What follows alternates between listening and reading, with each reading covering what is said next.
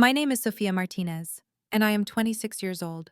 3 months ago, I received a text message from my mother that shattered everything I believed about family loyalty. The message read, "We changed all the locks. You don't have a home anymore. Let's see how you survive without us." What I discovered next about my so-called loving family would expose decades of lies, manipulation, and betrayal that ran so deep, it would ultimately destroy the very foundation they built their precious reputation on. Before we dive into this wild family revenge story, tell me where you're watching from. Hit that like button if you're ready for some serious family karma, and don't forget to subscribe because trust me, you won't want to miss how this twisted tale unfolds. The betrayal goes deeper than you could ever imagine. Standing outside my childhood home at 10 o'clock that night, staring at locks I no longer had keys for, I felt like Alice tumbling down the rabbit hole. The house I had grown up in, where I had celebrated every birthday, every Christmas morning, every milestone moment of my life, was suddenly forbidden territory. The porch light that my mother always left on for me was dark, sending a clear message that I was no longer welcome. The events leading to this moment had started 6 weeks earlier, when I made what I thought was a responsible adult decision. I had been living in the family home while saving money for my own place, contributing to household expenses, and helping care for my aging grandmother who lived with us. When my longtime boyfriend Marcus proposed, I was over the moon. We decided to move in together before the wedding, to test our compatibility, something that seemed perfectly reasonable for two adults in their mid-20s. My parents' reaction was explosive. My father, a respected deacon at our local church, screamed about family values and moral degradation. My mother cried dramatically about how I was bringing shame upon their good Christian household. They demanded I choose between Marcus and my family, presenting an ultimatum that seemed both cruel and unnecessary. When I chose love over their controlling demands, they told me I had 48 hours to collect my belongings and leave. What I didn't know then was that my departure was exactly what they had been hoping for. While I was busy apartment hunting and planning my future with Marcus, my parents were orchestrating something far more sinister behind my back. They had been waiting for an excuse to push me out, and my relationship provided the perfect cover for their real agenda. The truth began unraveling when I received a call from Mrs. Henderson, our elderly neighbor, who had watched me grow up. She was confused about why strangers were moving furniture into my grandmother's room. When I pressed her for details, she revealed that my parents had been showing the house to potential buyers for weeks. They were selling the family home, the house that held 4 generations of memories, and they had not bothered to inform me. Rushing over to confront them, I discovered something even more shocking. My grandmother, who I had been told was visiting my aunt in Florida, was actually in a state-run nursing facility across town. When I tracked her down, I found her confused and frightened, asking repeatedly when she could go home. The staff informed me that she had been admitted 2 months ago by her son, my father, who had signed papers claiming she was suffering from severe dementia and had no other family capable of caring for her. But my grandmother's mind was sharp. She recognized me immediately and began telling me things that made my blood run cold. She explained how my parents had been pressuring her to sign documents she didn't understand. They had convinced her that she needed to transfer ownership of certain assets for tax purposes, promising that nothing would really change. She trusted them completely, never suspecting that her own son was systematically stealing everything she had worked her entire life to build. The documents she had signed weren't just routine paperwork. My grandmother had unknowingly transferred ownership of her substantial investment portfolio, her rental properties, and even her life insurance policies to my parents. They had essentially stolen her entire estate while she was still alive, using her trust and her occasional moments of confusion against her. The nursing home placement was their way of keeping her isolated and preventing her from realizing what they had done. When I confronted my parents about these discoveries, their masks finally slipped. My mother, who had always presented herself as the picture of Christian kindness and family devotion, looked me straight in the eye and told me that I was no longer their daughter. She said I had forfeited any claim to family loyalty when I chose to live in sin with Marcus. My father, the man who preached about honesty and integrity every Sunday, justified their actions by claiming they were protecting grandmother's assets from my poor life choices. They had planned this entire scenario perfectly. By pushing me out of the house over my relationship with Marcus, they created a narrative where I was the rebellious daughter who had abandoned her family. This gave them cover to proceed with their plans without interference. They could sell the house, liquidate grandmother's assets, and disappear with the money while painting themselves as the victims of an ungrateful child. The text message about changing the locks was their final act of cruelty. They wanted me to know that I was truly alone, cut off from everything I had ever known. They believed they had won, that I would be too heartbroken and overwhelmed to fight back. They underestimated me completely. That night, sitting in my car outside the house where I had taken my first steps and spoken my first words, I made a decision that would change everything. I wasn't going to let them destroy my grandmother and steal her life's work. I wasn't going to allow them to get away with their manipulation and theft. If they wanted to play dirty, I was about to show them exactly how dirty the game could get. I pulled out my phone and began making calls. The first was to Marcus, who immediately offered to help in any way possible. The second was to my cousin Elena, a lawyer who specialized in elder abuse cases. The third was to a private investigator who came highly recommended. By the time I drove away from that house, I had assembled a team of people who would help me expose the truth and bring my parents' house of lies crashing down around them. They had made one crucial mistake in their perfect plan. They assumed that family loyalty was a one-way street, that I would quietly accept their betrayal and disappear from their lives. What they failed to realize was that my loyalty had always been to my grandmother, not to them. And I was about to prove that blood might be thicker than water, but justice was thicker than blood. The next morning, I met with my cousin Elena at her law office downtown. She listened to my story with growing horror and anger, taking detailed notes as I explained everything I had discovered. Elena had always been the family member who asked uncomfortable questions at gatherings, the one who noticed when things didn't add up. Now her legal training and natural skepticism were about to become my greatest assets.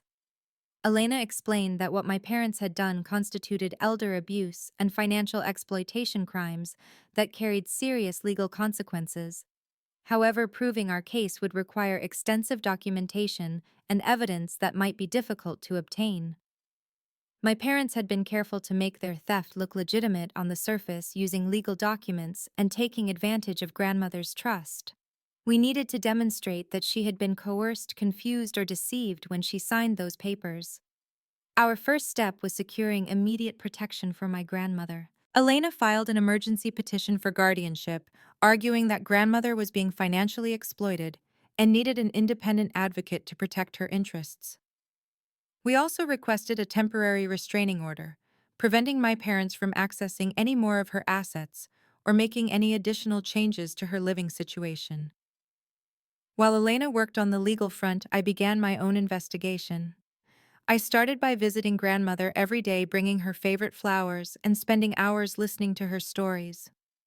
During these visits, I carefully documented everything she told me about the documents she had signed and the promises my parents had made. Her memory was remarkably clear about these events, contradicting my father's claims that she was severely demented. I also began reaching out to other family members, something I realized I should have done years ago. My parents had always controlled information flow within the family, presenting carefully curated versions of events that made them look like saints, while quietly isolating anyone who might ask difficult questions. When I started making phone calls, I discovered that I wasn't the only one who had been pushed away. My uncle Robert, grandmother's other son, had been estranged from the family for over 2 years. When I contacted him, he was shocked to learn about grandmother's condition and living situation. He had been told that she was living comfortably with my parents and didn't want contact with him because of some fabricated family dispute. He immediately flew in from Colorado, bringing with him a collection of letters grandmother had written to him over the years.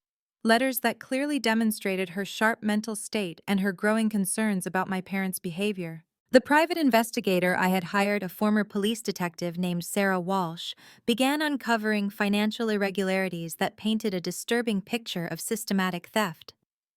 Bank records showed unusual patterns of large withdrawals from grandmother's accounts, always authorized by my father as her supposed power of attorney. Property records revealed that several of grandmother's rental properties had been sold recently, with the proceeds going directly into accounts controlled by my parents. Most damning of all, Sarah discovered that my parents had taken out a substantial life insurance policy on grandmother just 6 months ago, naming themselves as beneficiaries. When combined with their decision to place her in a substandard nursing facility despite having the resources to afford better care, this raised serious questions about their intentions. Elena immediately flagged this information to Adult Protective Services, triggering a formal investigation. As we built our case, I also began reaching out to my parents' wider social circle. My mother had always been very active in church and community organizations, carefully cultivating an image as a devoted daughter caring for an aging mother. I started attending church services and community events, subtly asking questions about grandmother and expressing concern about her well-being. The responses I received were eye-opening. Several church members mentioned that they had offered to visit grandmother or help with her care, only to be told by my mother that she preferred privacy during this difficult time. Others had sent gifts or cards that grandmother apparently never received. My mother had been systematically isolating grandmother from her social network, ensuring that no one could witness her decline or question the narrative my parents were presenting. I also discovered that my parents had been lying about their own financial situation.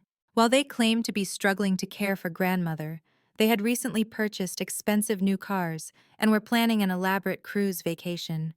They were living lavishly on money they had stolen from a woman they claimed to love and protect. The investigation revealed that their theft went back much further than I had initially realized. For over 3 years, they had been gradually transferring grandmother's assets into their control, always presenting the changes as necessary for tax purposes or estate planning. They had exploited her trust and her limited understanding of financial matters to systematically steal everything she owned. During this process, I also learned uncomfortable truths about my own relationship with my family. Looking back with new perspective, I could see how my parents had manipulated situations and controlled information throughout my life. They had always positioned themselves as the victims of other people's unreasonable behavior, whether it was relatives who supposedly didn't care enough, or neighbors who were supposedly jealous of our family's success. I realized that the ultimatum they had given me about Marcus wasn't really about family values or Christian morality. It was about maintaining control and ensuring that I wouldn't be around to witness or interfere with their plans. They needed me out of the house so they could complete their theft without oversight. My relationship provided the perfect excuse to push me away while making it look like I was the one who had abandoned the family. The more evidence we gathered, the stronger our case became. Elena was confident that we could prove elder abuse and financial exploitation beyond any reasonable doubt. But she also warned me that the legal process would be long and emotionally draining. My parents would likely fight back hard, attempting to discredit me and painting themselves as loving caregivers, victimized by a vindictive daughter. I was prepared for that fight. In fact, I was looking forward to it. They had spent years building their reputation on lies and manipulation, presenting themselves as model Christians while secretly stealing from the woman who had raised them. They thought they could destroy my relationship with my grandmother and isolate me from the family without consequences. They were about to learn how wrong they were. The transformation in my grandmother's condition, once she started receiving proper care and regular visits, was remarkable. Her confusion decreased significantly, and she became more alert and engaged. This improvement actually strengthened our legal case, demonstrating that her supposed dementia was largely the result of isolation, inadequate care, and the stress of being manipulated by people she trusted. 3 weeks into our investigation, everything changed when Sarah Walsh made a discovery that elevated our case from family drama to potential criminal charges. While examining my parents' financial records, she found evidence of a sophisticated money laundering scheme that involved not just stealing from my grandmother, but also defrauding several church and community organizations where my father held positions of trust. The scheme was brilliant in its simplicity and absolutely devastating in its scope. My father had been using his position as church treasurer to funnel money through fake vendor accounts, then laundering the stolen funds through grandmother's various business entities before transferring them to offshore accounts. He had essentially turned my grandmother into an unwitting accomplice in his crimes, using her legitimate businesses as a front for washing dirty money. Sarah's investigation revealed that over the past 5 years, my father had stolen approximately $800,000 from various organizations. The money had been taken gradually, in small amounts, that wouldn't trigger immediate suspicion. He would create fake invoices for services that were never performed, approve payments to shell companies he controlled, and then move the money through grandmother's accounts to make the transactions appear legitimate. This discovery explained why my parents had been so desperate to gain complete control over grandmother's finances. They needed access to her accounts and businesses to continue their laundering operation. When she started asking questions about the unusual financial activity, they realized they needed to isolate her completely. The nursing home placement wasn't just about stealing her assets, it was about preventing her from exposing their criminal enterprise. Elena immediately contacted the FBI's white-collar crime division. Federal agents were very interested in our case, particularly because it involved multiple victims and crossed state lines through the offshore accounts. They began their own parallel investigation using resources and expertise that far exceeded what we could accomplish on our own. Meanwhile, the church community was beginning to ask questions about financial irregularities that they had previously attributed to administrative errors. Several major building fund donations had gone missing, and payments to contractors for work that was never completed were starting to add up. When word began spreading that my father was under investigation, other victims started coming forward with their own stories of financial manipulation and theft. The nursing home where my grandmother was staying also became part of the investigation when we discovered that my father had been paying significantly below market rate for her care. Further investigation revealed that he had negotiated a special arrangement with the facility's corrupt administrator, agreeing to kick back a portion of the stolen money in exchange for substandard care that would accelerate grandmother's decline. They were literally trying to kill her faster so they could inherit her remaining assets and eliminate the only witness to their crimes. This revelation was the final straw for me. I had been trying to maintain some emotional distance from the situation, focusing on the legal and financial aspects of their crimes. But learning that they were actively trying to hasten my grandmother's death pushed me beyond anger into a cold, calculated fury that would drive everything I did next. I began documenting everything, obsessively creating detailed timelines and maintaining meticulous records of every conversation, every document, every piece of evidence we uncovered. I started wearing a recording device during all interactions with my parents and their associates, knowing that their arrogance would eventually lead them to incriminate themselves. The breakthrough came when my mother made a crucial mistake. Believing that I was defeated and isolated, she called me to gloat about how well their plan had worked. During this conversation, which I recorded with Elena's guidance, she admitted to manipulating grandmother's medical records to make her appear more confused than she actually was. She also revealed that they had been diluting grandmother's medications to accelerate her cognitive decline, essentially poisoning her to make the theft easier to accomplish. This admission provided the evidence we needed to file criminal charges for attempted murder, in addition to the existing fraud and elder abuse charges. The FBI was now treating this as a major criminal conspiracy involving multiple federal crimes. My parents had graduated from simple theft to attempted murder, ensuring that they would face serious prison time if convicted. The investigation also revealed that I wasn't their only target within the family. Sarah discovered that they had been systematically stealing from other relatives for years, using their positions as trusted family members to gain access to financial information and exploit anyone who was vulnerable. Uncle Robert's estrangement from the family hadn't been caused by a simple family dispute. He had been pushing back against their attempts to manipulate him financially, so they had launched a campaign to isolate him from the rest of the family.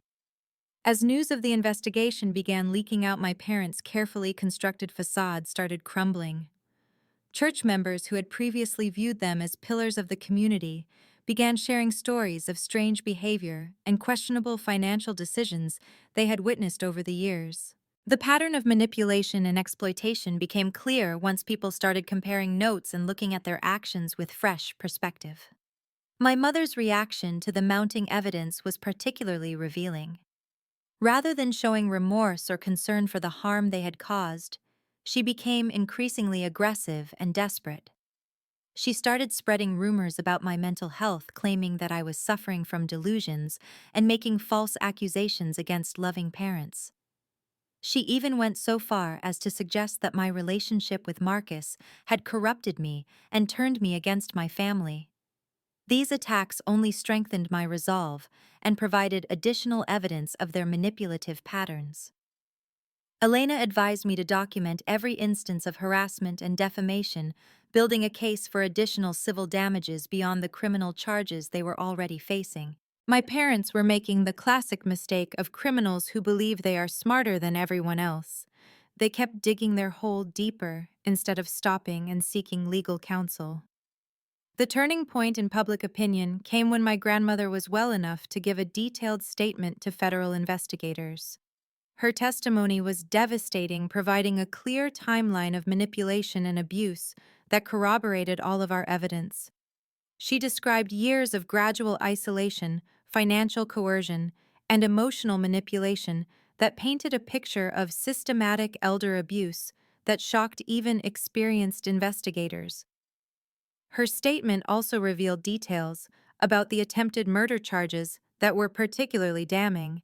She had been experiencing strange symptoms for months, including confusion, nausea, and extreme fatigue that she had attributed to aging. When medical tests revealed traces of medication tampering in her system, it became clear that my parents had been slowly poisoning her while presenting themselves as devoted caregivers. The community response was swift and decisive. My father was immediately removed from all positions at the church and banned from the premises. Community organizations where my mother volunteered asked for her resignation and began conducting their own audits to determine if they had also been victims of theft. Their social circle, which had been carefully cultivated over decades, evaporated overnight as people realized they had been deceived and manipulated. As the walls closed in around them, my parents began turning on each other.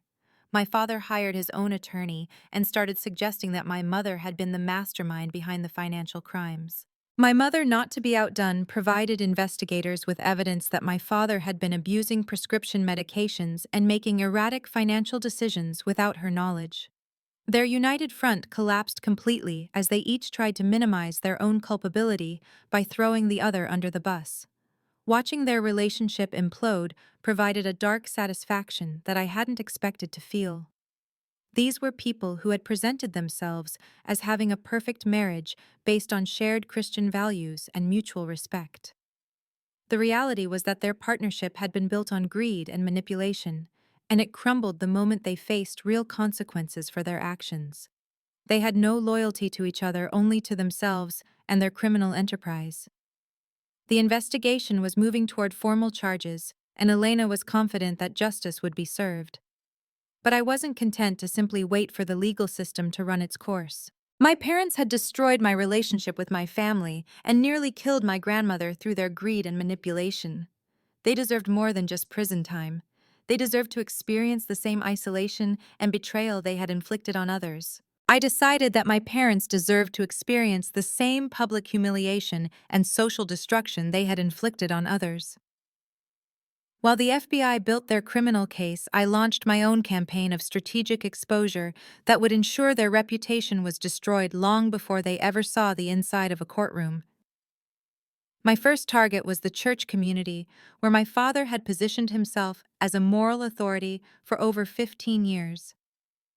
I compiled a detailed presentation documenting his theft from church funds, complete with bank records, forged invoices, and recorded conversations where he admitted to his crimes. I requested a meeting with the church board, presenting myself as a concerned daughter trying to prevent further harm to the congregation. The presentation was devastating. Board members listened in stunned silence as I walked them through years of systematic theft, showing how my father had stolen money intended for youth programs, building repairs, and missionary work. The evidence was so overwhelming that they immediately called an emergency congregation meeting for the following Sunday, where they would announce his removal and discuss restitution for the stolen funds. But I wasn't finished with the church angle. I also reached out to the local Christian radio station, where my mother hosted a weekly program about family values and biblical parenting. Using my recording of her admitting to poisoning my grandmother, I provided the station manager with undeniable proof that their wholesome family expert was actually an attempted murderer. The show was canceled immediately, and the station issued a public apology for promoting someone who embodied the opposite of Christian values. Social media became my next battlefield. I created detailed posts on Facebook and Instagram using family photos and warm memories to highlight the contrast between their public image and their criminal behavior. I shared pictures of my grandmother's current condition alongside screenshots of my mother's text message about changing the locks. The posts went viral within hours, generating hundreds of comments from community members expressing shock and disgust at my parents' actions. The response was overwhelming and deeply satisfying. Former church members shared their own stories of suspicious financial activities they had witnessed. Neighbors discussed strange behavior they had noticed but never questioned. Community volunteers revealed instances where my mother had handled charity funds inappropriately. The facade my parents had maintained for decades was crumbling in real time as people compared notes and realized the scope of their deception. I also contacted local media outlets, providing them with exclusive access to court documents and recorded conversations that painted a complete picture of the crimes. The story of respected church leaders stealing from their congregation and attempting to murder an elderly relative was exactly the kind of sensational local news that generates significant coverage. Television stations, newspapers, and online news sites all picked up the story, ensuring that anyone who searched my parents' names would find detailed accounts of their criminal behavior. The pressure on my parents intensified when their employers learned about the investigation. My father worked for a financial services company that immediately suspended him pending the outcome of the criminal charges. My mother lost her part-time position at a local nonprofit after board members decided they couldn't risk association with someone facing attempted murder charges. Their professional lives collapsed just as quickly as their social standing. Elena advised me to be careful about how far I pushed the public exposure campaign, warning that my parents might claim harassment or defamation if I crossed certain lines.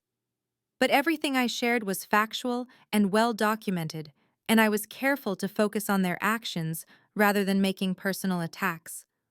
I wanted them to face consequences for what they had done, not to become martyrs who could claim victimhood. The most satisfying moment came when I received a panicked call from my mother begging me to stop the social media campaign and withdraw the criminal charges. She claimed that they had only been trying to protect grandmother's assets from my poor financial decisions, still maintaining the lie even as mountains of evidence proved otherwise. When I refused her demands, she threatened to sue me for defamation, apparently unaware that truth is an absolute defense against such claims. Their desperation led to increasingly erratic behavior that only strengthened the case against them. My father showed up at my apartment at 2 in the morning demanding that I drop all charges and return the family to its previous dynamic. When I refused to let him in, he began screaming threats that were overheard by multiple neighbors. I called the police and he was arrested for criminal trespass and making terroristic threats, adding more charges to his growing legal problems. My mother tried a different approach, attempting to turn other family members against me by claiming that I was mentally unstable and seeking revenge for imagined slights. This strategy backfired spectacularly when Uncle Robert shared the letters grandmother had written expressing concerns about her son's behavior. Other relatives who had been estranged from the family came forward with their own stories of manipulation and financial pressure, creating a clear pattern of predatory behavior that spanned decades. The investigation expanded beyond our immediate family when other victims began coming forward. An elderly widow from their church revealed that my father had convinced her to invest her late husband's life insurance money in a fake investment scheme, stealing over $50,000 from someone who trusted his financial expertise. A young couple shared how my mother had manipulated them into taking out loans for a business venture that never existed, leaving them with crushing debt while she pocketed the money.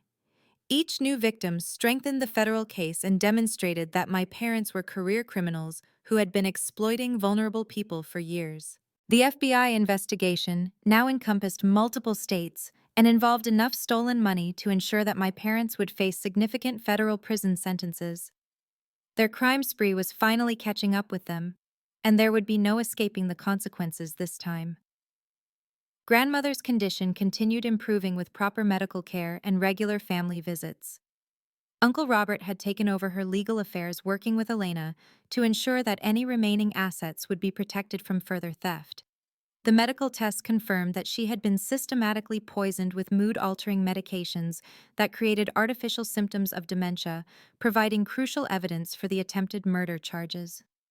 As the federal indictments were being prepared, I felt a deep sense of satisfaction, knowing that justice was finally being served. My parents had spent years destroying lives while presenting themselves as moral authorities, exploiting trust and family connections to fuel their criminal enterprise. Now they would face the full consequences of their actions, losing their freedom, their reputation, and their ability to harm anyone else. The community response had exceeded my expectations in the best possible way. People who had been victims of my parents' manipulation were finding their voices and sharing their experiences, creating a support network of survivors who could help each other heal from the damage that had been done. The church was implementing new financial oversight procedures to prevent future theft, and other organizations were reviewing their own practices to ensure accountability. My parents' house of lies had completely collapsed, and they were facing the reality that their crimes would define the rest of their lives. The perfect Christian family image they had cultivated was revealed as an elaborate fraud designed to provide cover for systematic criminal behavior. There was no coming back from this level of exposure and legal consequences. The federal indictments came down on a Tuesday morning in March, delivered simultaneously to my parents' separate residences by FBI agents who ensured that their arrests would be as public and humiliating as possible. My father was taken into custody at his office, handcuffed in front of his coworkers, and perp walked through the building's main lobby during peak hours when the maximum number of people would witness his downfall. My mother was arrested at the grocery store, creating a scene that was captured on multiple cell phone cameras and immediately shared across social media platforms. The charges were extensive and devastating. Federal prosecutors had built an airtight case that included wire fraud, money laundering, elder abuse, attempted murder, conspiracy to commit fraud, and racketeering charges that carried potential sentences of over 30 years in prison. The indictment detailed their criminal enterprise with surgical precision, documenting every stolen dollar and every forged document with evidence that left no room for denial or deflection. Local news stations provided wall-to-wall coverage of the arrests, interviewing community members who expressed shock and betrayal at learning the truth about people they had trusted and respected. The footage of my parents being led away in handcuffs was broadcast repeatedly throughout the day, ensuring that their humiliation was witnessed by everyone who had ever known them. The image of my father, the respected church deacon shuffling in shackles, became an instant symbol of hypocrisy and fraud. Their first court appearance was a masterclass in public disgrace.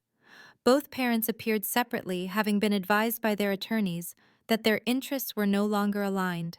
My father's lawyer argued for reduced bail, claiming that his client was a pillar of the community with strong ties who posed no flight risk. The federal prosecutor countered by revealing evidence of recently discovered offshore accounts containing over $2 million in stolen money, suggesting that my father had been planning his escape for months. My mother's hearing was even more dramatic. Her attorney attempted to portray her as a devoted wife who had been manipulated by her criminally minded husband, arguing that she was more victim than perpetrator. This strategy crumbled when the prosecutor played recordings of her admitting to poisoning my grandmother and bragging about their successful manipulation of elderly victims. The judge denied bail for both defendants, noting that they posed a clear danger to the community and had demonstrated a pattern of targeting vulnerable individuals. The financial ruin that followed their arrest was swift and comprehensive. Federal authorities immediately froze all of their accounts and placed liens on their property, including the family home they had been planning to sell. The expensive cars, jewelry, and luxury items they had purchased with stolen money were seized as proceeds of criminal activity. Within days, they went from living comfortably on other people's money to being completely destitute and facing decades in prison. Their former social circle reacted with a mixture of rage and embarrassment at having been deceived for so long. Church members organized a prayer meeting that was ostensibly for healing the community, but quickly devolved into an angry discussion of warning signs they wished they had recognized sooner. Former friends took to social media to distance themselves from my parents, often sharing stories of suspicious behavior they had witnessed, but never questioned. The ripple effects of their crimes continued expanding as investigators uncovered additional victims and schemes. A forensic accounting review revealed that they had been stealing from elderly relatives for over a decade, using their positions as trusted family members to exploit anyone who was vulnerable or isolated. The total amount of their theft exceeded $3 million when all victims were accounted for, representing the life savings of dozens of people who had trusted them completely.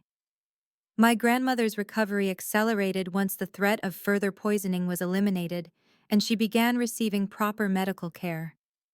The improvement in her condition was remarkable, demonstrating just how much damage my parents had inflicted through their systematic abuse. She was able to provide detailed testimony to federal investigators describing years of manipulation and coercion that painted a clear picture of their predatory behavior. Uncle Robert worked tirelessly to help other victims navigate the legal system and recover what assets they could from the wreckage of my parents' criminal enterprise. He established a victim support group that met weekly at the church, providing a space for people to share their experiences and help each other heal from the trauma of being betrayed by trusted community members. The group grew rapidly as more victims came forward, creating a powerful coalition that would ensure my parents faced maximum consequences for their crimes. The media coverage continued for weeks, with investigative reporters uncovering new details about the scope and sophistication of their criminal operation.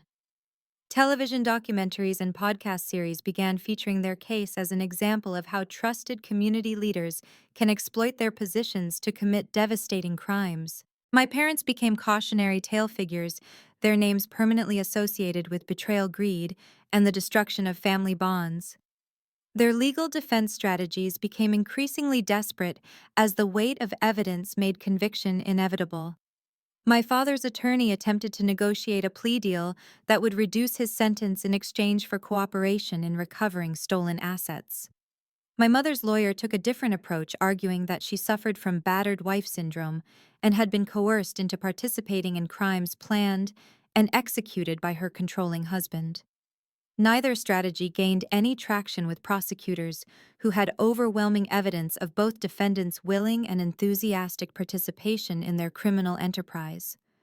The psychological evaluations ordered by the court revealed disturbing patterns of narcissistic behavior and complete lack of empathy for their victims. Mental health experts testified that both defendants demonstrated antisocial personality traits that made them likely to reoffend if ever released from prison. Their crimes weren't the result of temporary poor judgment or financial desperation.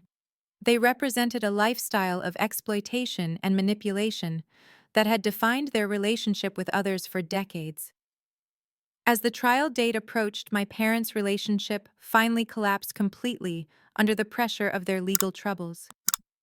Each blamed the other for their downfall, with my father claiming that my mother's greed had driven their criminal behavior, and my mother insisting that she had been manipulated by his financial expertise and dominating personality.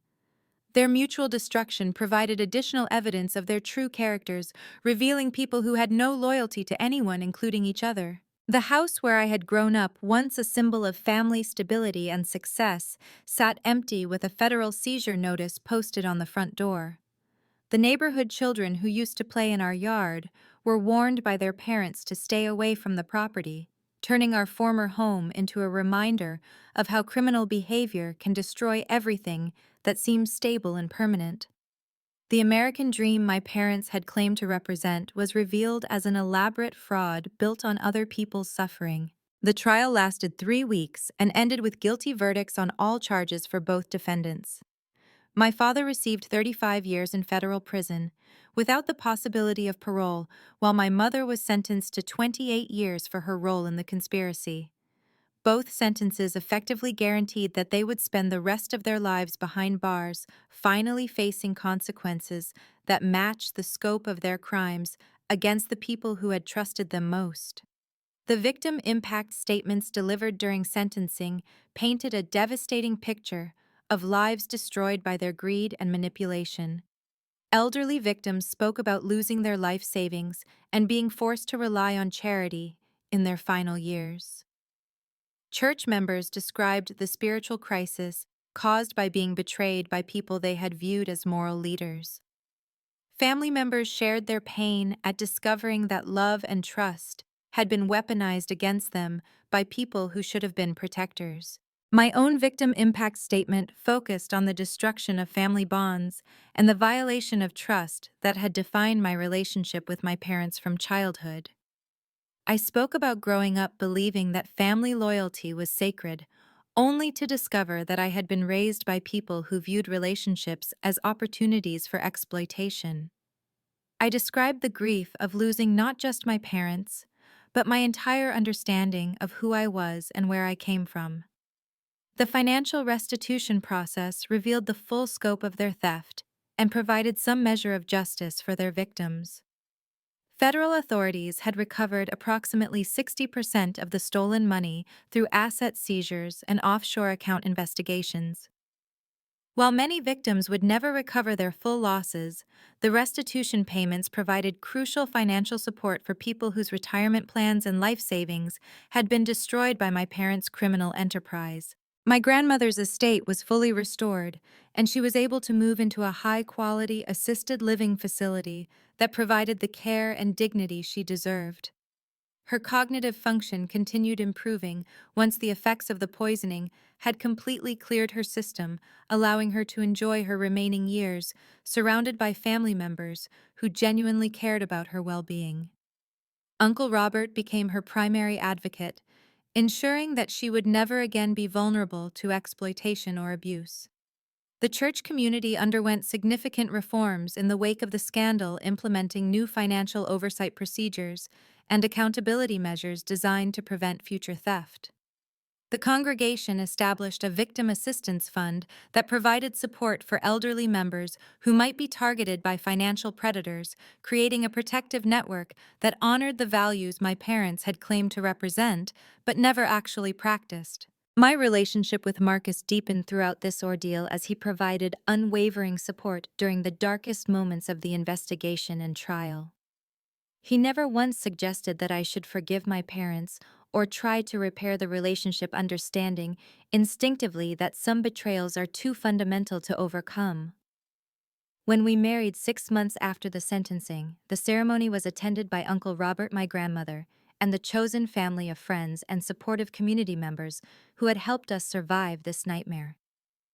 Elena and I developed a close friendship that extended far beyond our professional relationship, bonded by our shared commitment to protecting vulnerable people from exploitation. She began specializing in elder abuse cases, using the expertise gained from our investigation to help other families navigate similar situations. We often spoke about the importance of believing victims and taking action when something doesn't feel right, even when the perpetrators seem like respectable people.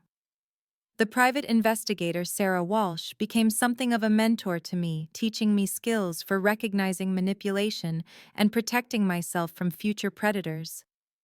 Her investigation had revealed patterns of behavior that extended back to my childhood, helping me understand how my parents had been grooming me for exploitation from an early age. This knowledge was painful but ultimately liberating, allowing me to recognize and reject similar patterns in other relationships.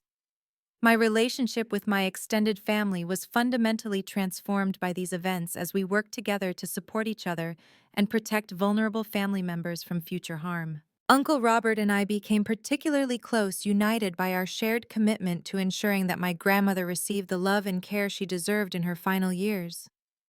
We established new family traditions that emphasized genuine connection rather than obligation or manipulation. The community response to our story had ripple effects that extended far beyond our immediate situation. Other families came forward with their own stories of financial exploitation and elder abuse, leading to additional criminal investigations and prosecutions. Local organizations implemented new training programs to help people recognize the warning signs of financial predators who target vulnerable individuals through positions of trust. Social media continued to be a powerful tool for sharing our story and connecting with other survivors of family betrayal. The posts I had written during the investigation were shared thousands of times, reaching people around the world who recognized similar patterns in their own families. Many commented that our story had given them courage to speak up about their own experiences with manipulation and abuse, creating a community of survivors who supported each other's healing journey.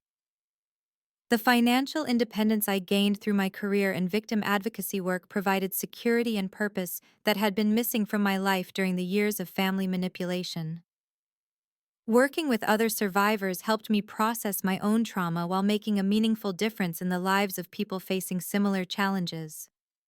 My parents had tried to destroy my future, but their actions ultimately led me to discover my true calling and find genuine fulfillment in helping others. My grandmother lived for 3 more years after the trial, surrounded by love and receiving the respect she had always deserved. She often spoke about feeling grateful that the truth had finally come to light, even though it had come at such a painful cost. Her final years were filled with family gatherings, community events, and the simple pleasures they had denied her during their campaign of exploitation. When she passed peacefully in her sleep, her funeral was attended by hundreds of people whose lives she had touched through her kindness and generosity. The empty space left by my parents' betrayal was gradually filled by chosen family members who demonstrated what authentic love and loyalty actually look like. Marcus and I built a marriage based on honest communication and mutual respect, consciously rejecting the patterns of manipulation that had defined my childhood home. Our friends became our family, creating relationships based on genuine care rather than obligation or exploitation. Looking back on this entire experience, I recognize that my parents' betrayal, while devastating, ultimately freed me from a lifetime of manipulation and showed me what real family should be. Their criminal behavior revealed their true characters and allowed me to build authentic relationships with people who valued honesty and integrity. The justice system worked exactly as it should, protecting society from predators while providing consequences that matched the scope of their crimes. Have you ever experienced family betrayal that made you question everything you thought you knew about the people who raised you? What would you do if you discovered that your loved ones were living double lives, built on lies and exploitation? Share your thoughts in the comments below, and don't forget to like this video if my story of family karma and justice resonated with you. Subscribe for more real-life stories about overcoming betrayal and finding strength in the darkest moments. Hit that notification bell because, trust me, the stories I share will remind you that truth always comes to light eventually. Thank you for listening to my journey from devastation to justice. And remember that sometimes the family we choose is stronger than the one we were born into. May you always have the courage to stand up for what is right, even when it costs you everything you thought you wanted.